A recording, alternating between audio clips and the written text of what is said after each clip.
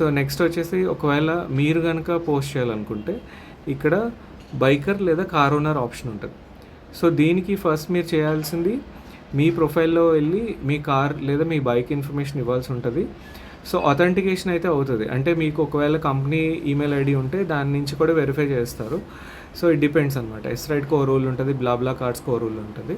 So ఇలా వెళ్ళి మీరు ఒకవేళ మీరు కార్ ఉంటే కార్ కూడా మీరు రిజిస్టర్ చేసుకోవచ్చు.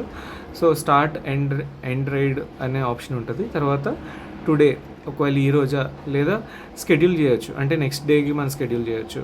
ఎన్ని సీట్స్ అవైలబుల్ ఉన్నాయి కార్లో అది మనం సెలెక్ట్ చేయొచ్చు.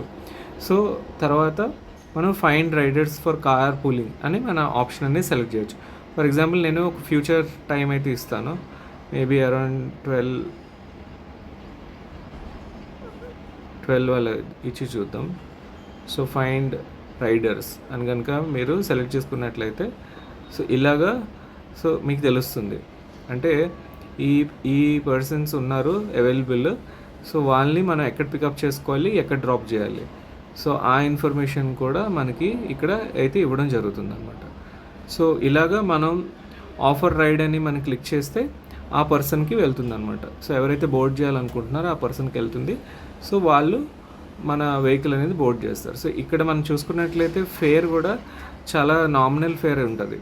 ఐదర్ మీరు కార్ సబ్స్క్రిప్షన్ తీసుకొని మీ కార్ వేరే వాళ్ళకి బోర్డ్ చేసేలాగా ఆప్షన్ ఇచ్చినా, లేదంటే మీరు ఎక్కాలనుకున్నా, సో ఓవరాల్గా మీకు కాస్ట్ అయితే చాలా రీజనబుల్గా అయితే ఉంటుంది.